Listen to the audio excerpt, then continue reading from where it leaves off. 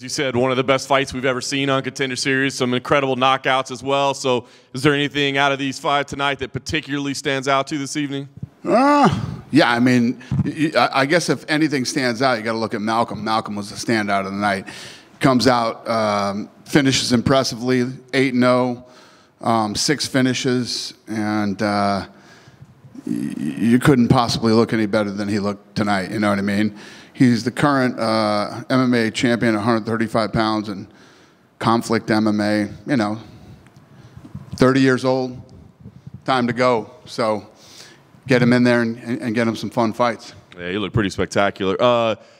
Bogdan and Aswell, you say the best fight ever. I guess not really 2 contracts, 1.5 contracts. Is that kind of what so Aswell, you're saying? No, not 1.5. I mean, listen, Bogdan won. It was an incredible fight. I gave them both their show and win and a bonus. So they both made great money tonight. And then Aswell has literally a cut this big on his eye right now. So that's going to take a while to heal properly. And then if anything falls out, Sean Shelby will put him right in the UFC. Yeah. Do you have any word on his eye at all? I mean, I guess how bad it is, how he stitches, anything? What? No, I went back there and it was bad. It's a bad cut. So usually they go in and sew them from the inside out, and maybe he'll get some big-ass scissors and take the stitches out himself. And any other questions? I was going to keep talking about contenders here. I knew that was coming. Trust me. Since you me. touched on that, do you want to touch? I had to touch on it before somebody was going to go at me with that one. Obviously, referring to Merab Dvalishvili once again taking to social media to. Isn't he awesome? I think he's just fucking with me now, to be honest with you. Have you spoken directly to him? I mean, obviously you were pretty public in what you said, but have you reached out to him and said, bro, what are you thinking? Or no. Do what you want. Do what you want. All right, we'll leave. Did you ever see the scissors they take stitches out with? They don't look like those usually. They're tiny, and they have that thing on there so you don't cut yourself. You know what I mean? They can slide them up under the stitches, and you don't cut yourself. And this dude had like fucking bush shears that he was using that you trim your fucking bushes with, the gardeners use.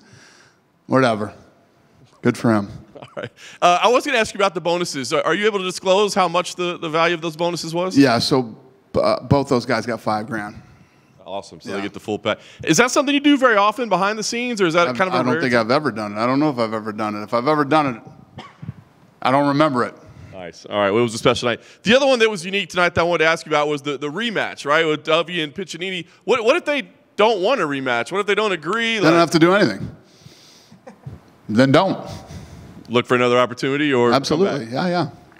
You know, the kid's undefeated. He can do what he wants. He's not under any obligation with us whatsoever. But you know, if you're smart, you make the rematch. You come back, episode 10, and you get some heat behind it, and I'm sure some people will want to see it, and now, you know, I'm sure it'll be a fun fight. He knows what he needs to work on.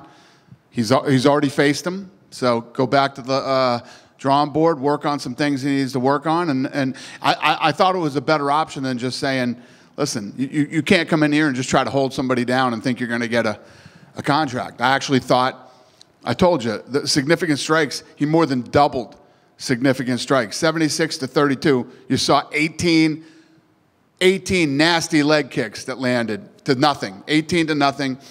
He clearly won the fight. The judges made a bad decision on that one. This kid's going to get the opportunity to come back and face the same guy and get to work on some of his mistakes. And if he takes the opportunity, awesome. And if he doesn't, that's fine too. It's up to him. It's his career.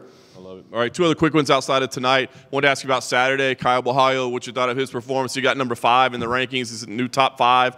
What do you think of his performance and kind of where he stands? Yeah, I mean, the card this weekend was awesome. The whole card was great. And, yeah, I'm happy for him. Yeah, those opportunities, man, you take them, and you know, that's what happens.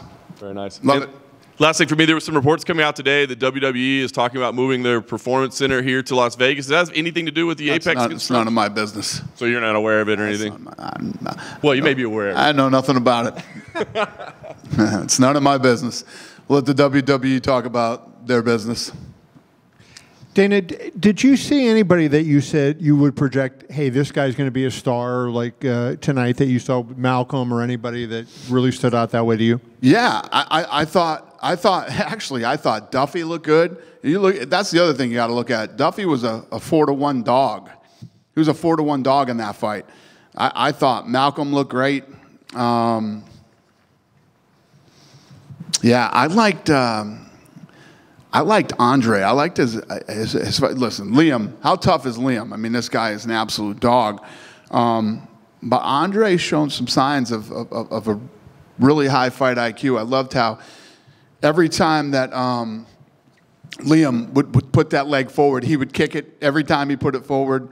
Some of the combinations he threw, some of the counter punches he threw, he was fun to watch. He's only 26 years old. Give that guy a little more experience and get him into the UFC, see how he feels, see how he looks. You know, do I think this guy's going to be a big star? I have no idea. But my two guys tonight were Duffy and Malcolm. You know, and obviously I respect Daniel Cormier, and he thinks very highly of Nick. Nick just didn't show it tonight. But Nick's going to have the opportunity to go back, work on some things, and come back and change my mind. As you're making your evaluation and you're looking at the fighters, do you kind of say, okay, how would he look against ex-UFC fighter? Like, do you project that far out, like, and just try to imagine them? No, I don't think about that at all. We don't even talk about that stuff until we get back into matchmaking. And just last thing, and I mean, we talked about Finney last week over and over and over, but the one point you made about Torres Finney last week, you said that he didn't get any fights, and he was on SiriusXM, did an interview, and he said that he was on The Ultimate Fighter, and I just wanted to... We were just talking about that. So what happened was, I guess, he got picked to do The Ultimate Fighter, and then they told him he couldn't fight for X amount of months, and then he ended up not getting picked. So I didn't know that till tonight. But yeah, he had a rough year. Yep. Dana. Yep. I was just with Dricus du Plessis. Are you planning on keeping him on the sidelines and waiting for South Africa to kind of figure out, or are you going to try and fight him sooner than I guess South Africa? Who are you talking about? Dricus? Yeah. No. Yeah, I'd like to fight him in South Africa.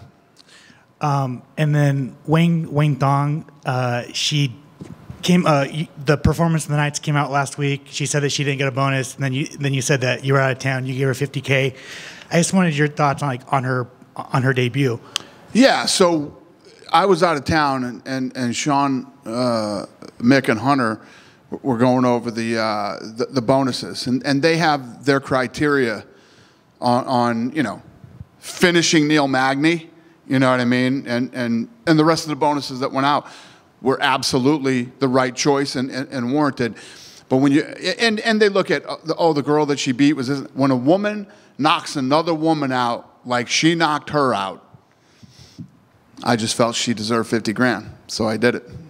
And I don't know if you know the story, but she beat Valentina Shevchenko in kickboxing, and there's like this rivalry. And I was just, with her being, I think she's 31, is there a chance that maybe you push her, not necessarily go the Alex Pereira route, but kind of maybe push her a little quickly? Well, if you look at what the kickboxers have done in this sport, it's actually phenomenal. It starts with like Izzy and Joanna and Alex, and coming in from this from one-dimensional sport and being able to do what they've done here is incredible. So yeah, I wouldn't think that she can't do it too.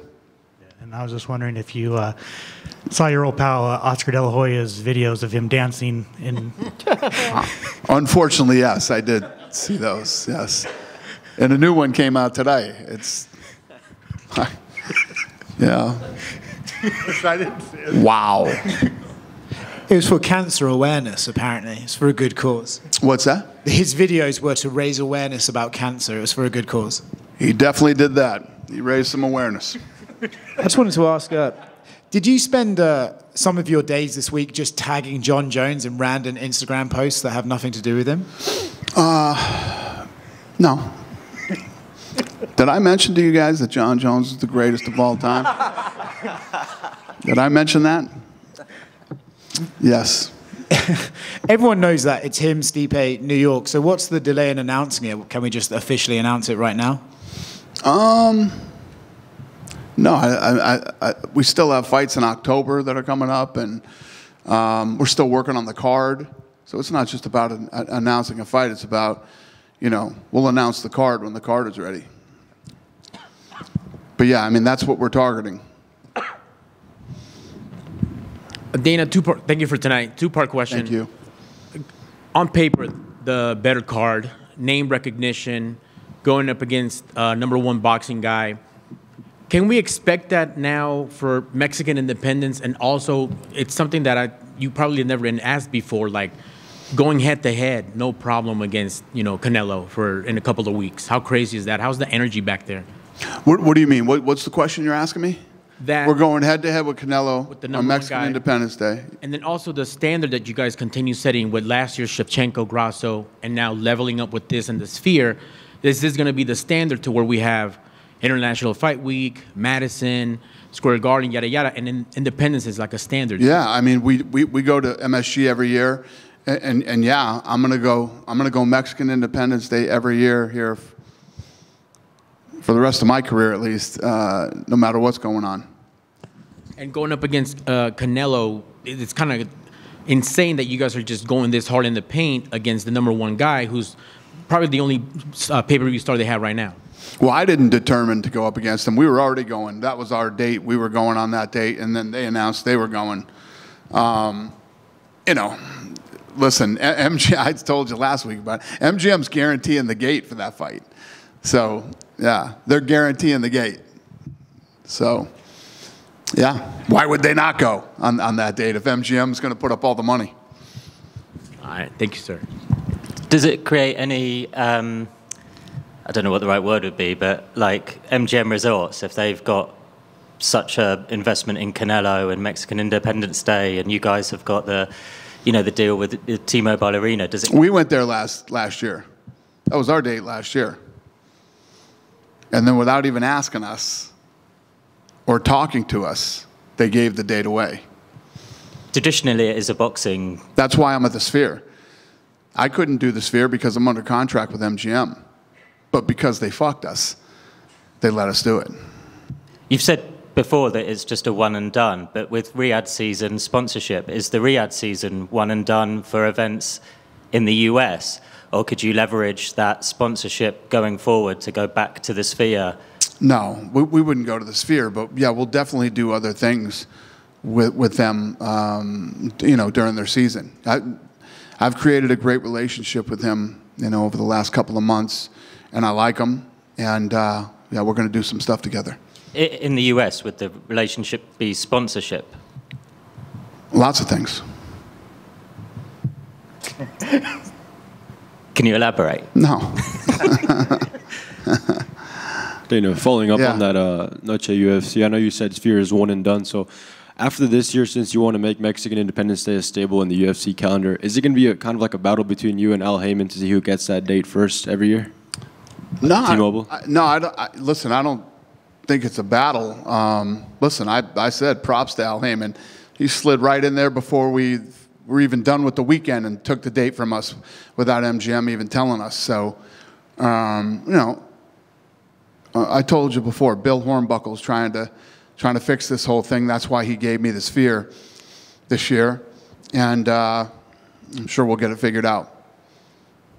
So, Dana, just to clarify on that, so the way it worked out was you did your show at the T-Mobile, then MGM gave that date away for the next year. And when I say MGM, it's the guys who run the arena who have been literally disrespecting us since day one of the relationship.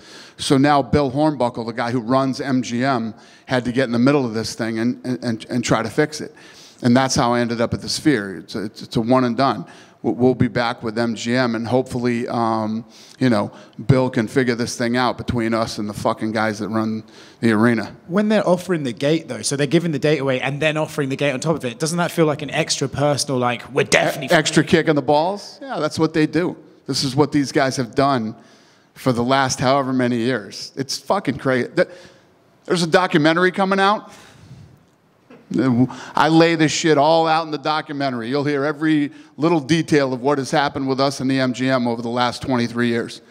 It's fucking crazy. You'll be like, what? Is it just because they have like a big history with boxing and they look at the UFC as the content? Like what? I just think that the guy who runs the arena has been a complete douchebag to us for 23 years. That's what I think. But, you know, again, Bill Hornbuckle's in the middle of this and trying to fix it. Chris Balderson? Is that who you're talking? Whoever it is. Dana, just to clarify. Whatever his name is. Yeah. Dana, just to clarify, before UFC Noche last year, before the fight weekend was over, they went and got it? Yeah. Yeah, they got the date. So after that event, I told my guy, Pete, get this date locked up next year. Again, it was already gone. It was already gone. Never called us, never asked us. Never said, hey, we're giving the date away. Never said, fuck you. Never said anything. Do you think we called and it was already gone? Do you think they really see you as a big competition then for them to work it that way? Who, MGM? Canelo's guys. Nah, listen, you know, Heyman and Canelo are just doing their thing. You know, those guys, props to them. Good for them that you guys could actually slide in and steal the date from us that easily without a phone call, without anything. Just, you know, good for you. I would too if that's what I could do, right? But that's just a sliver of the disrespect that these guys at the arena have shown us over the last however many years. It's crazy. If the business relationship has soured that much, have you looked at other possible sites in Las Vegas that aren't run by them? You know, our deal will be up eventually, and we'll have to figure that out. But that's what I keep telling you. Bill Hornbuckle is in the middle of this thing, trying to figure it out and make it better. I know you're a betting guy, so just to kind of lighten the mood, what would be? Do you think you'll get a bigger gate than Canelo? Who knows? MGM's guaranteeing the gate. Do you think who knows what the gate will really be? Do you think you'll get more pay-per-views? I don't know. I don't know. Listen, what I'm focused on that weekend is putting on a show that nobody's ever seen before. I'm more concerned about this show is so complex and there's so many different moving pieces to this thing being seamless and going off the way that I want. I'm more focused on that than any of this other MGM bullshit. So I know you said this months ago that you'd already spent $17 million. Is that figure still accurate, or has it escalated? We're at 20 now. And how much is it per test run? Because I heard somebody in the UFC say it was $1 million every time to do a test run. Is that accurate? This is an expensive show. This is an expensive show. And we have to move in there because they have other things going on. And when we go in there and rehearse, we're in there like from 1 in the morning until 7 in the morning rehearsing. So this is a beast, and I'm way more focused on all that stuff than all this other MGM shit or what they're doing or who's fighting that night. And that is what it is, you know. And we'll figure all that shit out after this event. Thanks, Dana. Thank you. I remember with the Noche UFC last year at the T-Mobile, you guys did the outdoor ceremonial weigh-ins, and you were able to kind of use the outdoor area. I don't know if it was asked already. Are you guys trying to do anything along those lines over by the Sphere or anything like that? That whole outdoor ceremonial weigh-ins where the fans were able to kind of interact out there? We actually have a town hall on Thursday at UFC, walking our employees through the whole event at the Sphere, and we're going to use that town hall to sort of figure out how we will lay this out for the media. It's going to be like our practice run with the staff on Thursday. So after Thursday, I'll have more answers for you guys on a lot of stuff. Is Jon Jones the pound-for-pound GOAT? Did what? Is Jon Jones the pound-for-pound GOAT? He's the pound-for-pound best fighter in the world, and he's the GOAT. And you all know this. Numbers don't lie. Does he have pictures of you? I saw that on the internet too. Are you guys that fucking stupid? You can't be that fucking stupid to think that Jon Jones is not the pound-for-pound best fighter in the world and the GOAT. But maybe you are. He's not going to talk to any of us either, because right now... What do you mean? Because he's watching this, and we're all saying, you know, questioning you, and... Yeah, question me. How do you... Who's better than Jon Jones? Who's pound-for-pound better than... No, okay, John. At what point does activity come into play, right? I mean, we all agree there is nobody better than Jon Jones. He's the greatest of all time. There's no question about it. But at some point when you're looking at rankings, they do have to represent what's happening in the organization at that moment, right at that time. And in the past 3 years, he's had one fight. And you thought he lost to Reyes. Huh? And when he fought Reyes, you said you thought Reyes won the fight. He didn't win the fight. Jon Jones did. But you said you thought he won the fight. Who gives a shit? I'm not the fucking judges. The guy didn't win he didn't lose the fight. And the one loss that he has is from a referee that should have never been a referee in a million years. He's never lost. We were just talking tonight, these kids that come in here that are undefeated, you know how hard it is to stay undefeated? Jon Jones went through murderer's row. And when you talk about activity, and he's fought one time, but Jon Jones was supposed to fight. If Jon Jones was sitting on the couch and saying, yeah, I don't know when I'm going to fight again, then he's definitely not in the pound-for-pound discussion right now. He was scheduled to fight, and he got injured. He is an active fighter. He is absolutely an active fighter. And when you talk about pound-for-pound, and I don't want to shit on any of my other guys, but who is it right now? Islam? Islam, many people believe, lost to the guy who's a weight class below him. Is that how pound-for-pound works? Many people, including people in this room. But he got the win. It doesn't matter what we say. You're say. absolutely right. But he fought a weight class down. He fought a weight class down. Jon Jones fought a weight class up. And let me tell you what, when all the guys were in there, you had the Jon Jones, the Anderson Silvas, and the George St. Pierres. I know who wanted to fight who and who didn't want to fight who. And Jon Jones has always been willing to fight everybody. You know what I mean? The only real mark with me, with Jon Jones, it was his fucking team that he was with at that time, who I could tell you 50 fucking stories about. The Chael Sonnen fight. When they were refusing to fight Chael Sonnen. You know what I mean? But other than that, Jon Jones has fought everybody that's ever been put in front of him. He went through murderer's row. You know, and if you look at who he fought at the time when he fought them, look at the record of the guys combined that he fought. And the list just goes on and on. That makes him the greatest fighter of all time, not the greatest active fighter, because he is not an active fighter. He has fought one time in over 4 years. He is an active fighter. He just got injured. He was going in. But he hasn't fought. And he was going in to fight at heavyweight again. Okay. A weight class above. But that's and he fucking destroyed the guy who was the best guy in the division. But that's an unfortunate thing. And I think everybody here, if he was active, if he had fought one more time, would say he's number one. He was active. He blew his fucking shoulder out in training and then had to recover and is still coming back and fighting that fight. So here's the argument. You could say that we don't know anything. Jon Jones is active. Don't know. No, see, that's what you do. You talk over us so we can't answer. I apologize. You go ahead. So if he fought and we don't put him number one, then you have that argument to say you don't know what the hell you're talking about. We are all, I think everybody in this room is saying he's the greatest fighter of all time. And I think most people in this room would say he is the number one pound for pound fighter of all time. But you can't just sit on your laurels from something you did 3, 4, 5 years ago.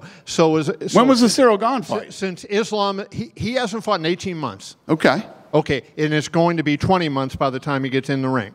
So that, assuming he gets in the ring, right? We don't know he's going to be healthy. So all I think everybody is saying, and the argument against you is the fact that most people who do pound for pound lists have a 1-year cutoff, unless they had a fight scheduled at the time. So Jon fell out of pound for pound list because it was over a year and he didn't have a fight scheduled. He did. He doesn't have. He did have a fight scheduled. and he got injured. And so that, okay. And now he does have a fight scheduled now. How many times did we ask you, Dana, is he fighting? I don't know what's happening with Jon Jones. Like, just like you say about Conor now, right? I did not say I don't know what's happening with Jon Jones. What I said was Jon Jones is injured and he's recovering from his injury. Fucking common sense. Everybody knows that. This guy just said he knows he's fighting in fucking November. Will I announce it? I said I'll announce it when the whole card is, but everybody knows he's fighting. It's fucking silly. And I don't know what this game is with everybody, but Jon Jones is the pound-for-pound best fighter in the world. Until this fucking guy, and he has been he hasn't fought, what'd you say, 18 months since the Ciryl Gane fight? 18 months and then 1 in 4 years. So 18 months, he moved up and he fought Ciryl Gane and destroyed him in a weight class above him, who was the #1 guy in the world, and in the UFC. Then we book another fight. He's training for the fight, blows his shoulder out, which means he's still active, gets surgery, recovering, and is scheduled to fight in November. He is an active fighter. I think it's kind of like Bill Clinton's definition of is. I don't even know what that means, but... that was when he was getting impeached, and then the lawyer, but forget that. No, but he has been an active fighter. He's active. It's not like Jon Jones was not active and was not accepting fights. And I also believe, because I know how Jon Jones is, Jon Jones fights and beats Stipe. If he wins, I think he fights Aspinall. So it's all just, this is some little fucking game we're all playing that I don't understand. Well, and he is the pound-for-pound best fighter in the world, and he's the greatest of all time. Point of this and you don't have to like him. It's not like me and Jon Jones are fucking, buddy. Well, I like Jon Jones, right? Yep. So, I mean, I will say that I've had my share of arguments with him just like you have, but I like him. But I think the last thing is, too, who he is fighting, right, coming up. So everybody in this room thinks Aspinall is more highly rated than Stipe at this point. Stipe's reputation is fantastic, but he has not won a fight since he beat DC in 4 years. So that also plays into it. Partially a factor when you have a guy like Aspinall knocking Sergey Pavlovich out in a minute, Curtis Blades in less than a minute, et cetera, et cetera. Yeah, that's just me. No, I don't disagree with you. But here's the flip side to that. So what do? A guy who's looked at as the greatest heavyweight in the UFC, right? This fight set up. Jon Jones gets hurt. Not his fault. He has to wait and go back into fucking training camp again. He was training. So do I just yank it away from Stipe and say, hey, go fuck yourself and sit on the sidelines for 2 more years? Or you know what I mean? If I did that, you guys would be like, oh, you fucking disrespected the greatest heavyweight ever. And you know what I mean? So would the fucking fans. So I should just shit on Stipe because Jon got hurt and not make the fight that he was already supposed to fight. We'll end it here, but I'll talk to you later. What?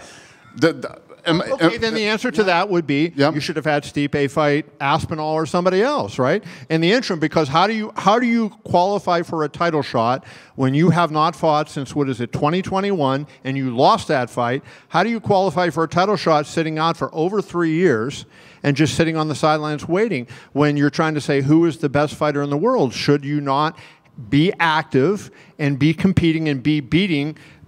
You said yourself, and Hunter has said, that the UFC heavyweight division is the best it's ever been, right? So should he not be challenging himself against those fighters? So when Jon got hurt, instead of saying Stipe versus Pavlovich, Aspinall versus Pavlovich, why not Stipe versus Pavlovich or Stipe versus Aspinall at that point? That would be the argument. So I have two legends in the sport that wanted to fight each other. These guys are lined up. One guy gets hurt. And this is the fight that they both want. What do you do? You don't show the guys the respect.